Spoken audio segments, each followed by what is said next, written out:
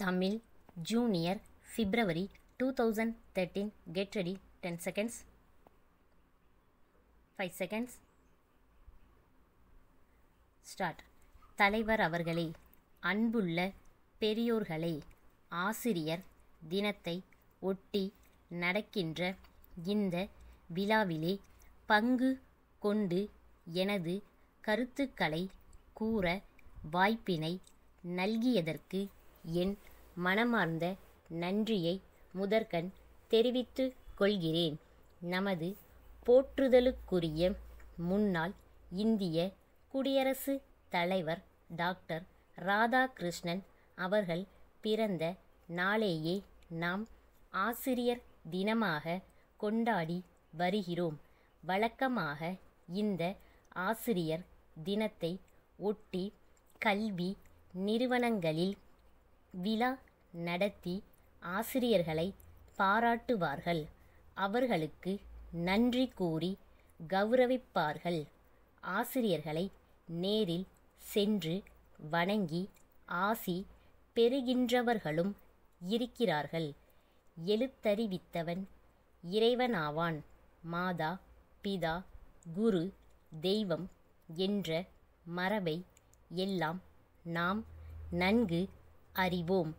புனிதமான ஆசிரிய பணிக்கு எடுத்துக்காட்டாக விளங்கிய ஒருவருடைய பிறந்த நாளை ஆசிரியர் தினமாக கொண்டாடுவது ஆசிரியர் தொழிலுக்கு பெருமை சேர்ப்பதாக அமைகின்றது என்பதை எல்லோரும் ஒப்புக்கொள்வார்கள். நமது பள்ளி கல்லூரி ஆசிரியர்களை எண்ணி பார்த்தால் அவர்களுடைய திறமை தகுதியை எல்லாம் மதிப்பீடு செய்து பார்த்தால் அவர்களில் பெரும்பாலானவர்கள் நல்லாசிரியர்களாக இருந்ததை அறிவோம். பாடங்களை கற்று கொடுப்பதோடு நிற்காமல் மாணவர்களை மாண்புக்குரியவர்களாக மாற்றுவதிலும் வரலாறு படைத்த ஆசிரியர்கள் இருக்கிறார்கள். அத்தகைய ஆசிரியர்களுக்கு அவர்களது மாணவர்களும் சமுதாயமும் நூற்றாண்டு விழா எடுத்து பாராட்டுவதும் நடக்கிறது. உண்மையில் ஒருவருடைய முதல் ஆசிரியர் அவரது அன்னையே.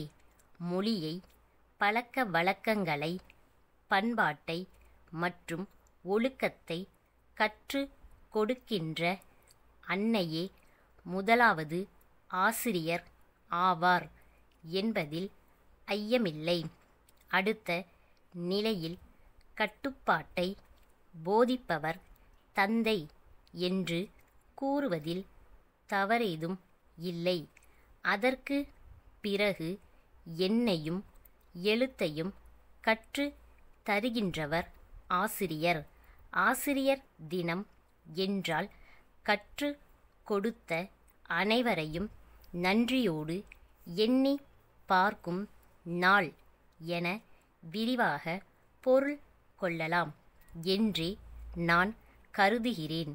அங்கொன்றும் இங்கொன்றுமாக ஆசிரியர்கள் மீதும் குற்றச்சாட்டுகள் கூறப்பட்டாலும் பெரும்பாலான ஆசிரியர்கள் கற்றுக் கொடுப்பதில் ஆர்வமும் ஈடுபாடும் திறமையும் உள்ளவர்களாகவே இருக்கிறார்கள் என்று சொல்லிக் கொள்வதில் நான் மகிழ்ச்சியடைகிறேன்.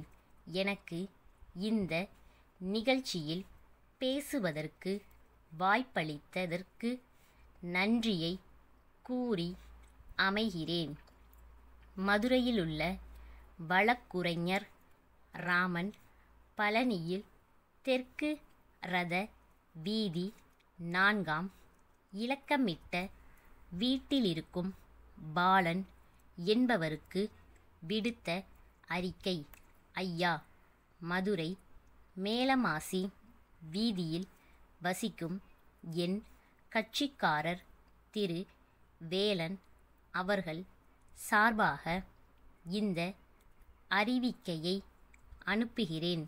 தங்களுடைய மகளின் திருமண செலவுக்காக என் கட்சிக்காரரிடம் 2 ஆண்டுகளுக்கு முன்பு ரூபாய் 10,000 கடன் வாங்கியதாகவும் ஓர் ஆண்டிற்குள் வட்டியுடன் திருப்பி செலுத்துவதாக வாக்குறுதி அளித்ததாகவும் பலமுறை நேரிலும் கடிதம் மூலமும் கேட்டும் திருப்பி செலுத்தாமல் சாக்குப்போக்கு சொல்வதாகவும் என் கட்சிக்காரர் தெரிவிக்கிறார்.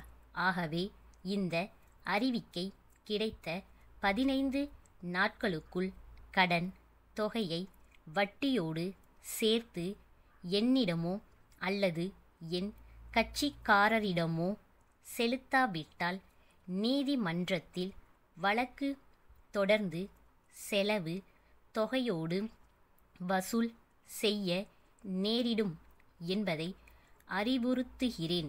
தங்கள் உண்மையுள்ள ஸ்டாப்.